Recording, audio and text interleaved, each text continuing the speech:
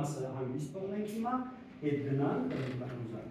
Հետազոտական աշխատանքը Ռուզանը քանի որ մեր սովորողներից ուզում եմ ներկայացնի, քանի որ հետազոտական աշխատանքը հիմնականում դա սովորողի աշխատանքն է, ուսուցիչը ուղղորդողն է, աջակցողն է, բայց հիմնական ծավալը բնական է որ սովորողի ուսերին է տրված։ Մի փոքր խոսիչ քո հետազոտական։ Քանի որ ավագ դպրոցը կոչվում է հենց ավագ դպրոց հետազոտական վարժարան, մեր դպրոցի հիմնական թիրախներից մեկը, նպատակներից մեկը այն է, որ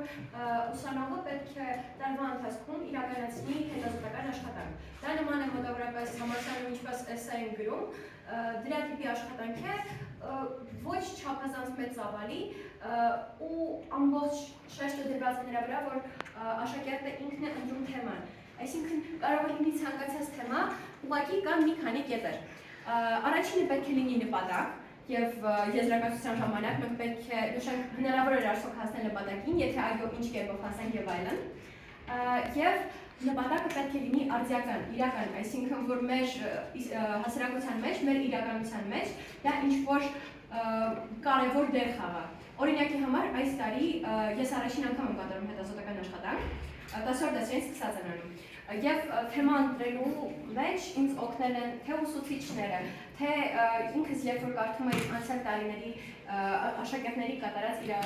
հետազոտական աշխատանքները, իմ թեման է սոցիալական ցանցերի ազդեցությունը երեխաների եւ դեռահասների վրա։ Այս թեման այնքանով արձական, որ մենք կարող ենք նայել թե ինչպես է նա ազդում հենց մեր դպրոցի շրջանակներում կամ հենց Հայաստանում եւ եզրակացության ժամանակ կարելի է նկարագրել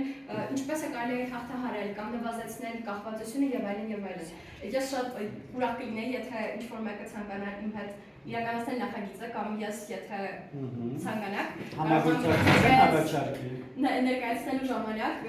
դուք ներկա գտնվեք եւ ես ձեզ նույնպես կամ իմ աշխատանքը կարդալ եւ այլն։ Հետազոտական աշխատանքի ընտրությունը ինքը բավականին բարդ է, քանի որ այն պետք է լինի առաջին հերթին հետաքրքիր ինքդ քեզ, որովհետեւ եթե աշխատանքը ծանր է, անհետաքրքիր եւ դու այն ընտրել ես զուտ որ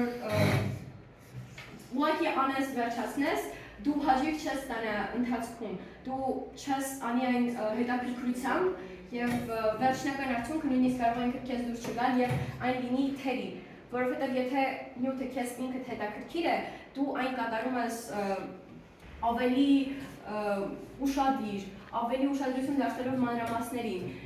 եւ վերջնական արդյունքը միշտ ակնհայտորեն ավելի լավն է լինում, երբ որ թեման հետաքրքիր է ինքդ քեզ եւ դպրոցը տալիս է հենց այդ հնարավորությունը։ Ուսուցիչները ամեն ձև համագործակցում են աշակերտների հետ, մենք ղեկավար ընտրելիս ընտրում ենք ղեկավար ուսուցչին, ով կապ ունի իհարկե թեմայի հետ եւ ով մեզ ավելի հոգեհարազատ է, ում հետ կատարելը աշխատանքը ավելի հետաքրքիր է եւ նրանք ոչ թե մեր փոխարեն են կատարում աշխատանքը, այլ օգնում են մեզ գտնել այն ինֆորմացիան եւ այն կետերը, որոնք մեզ օգնեն ավելի լավ կատարել աշխատանքը։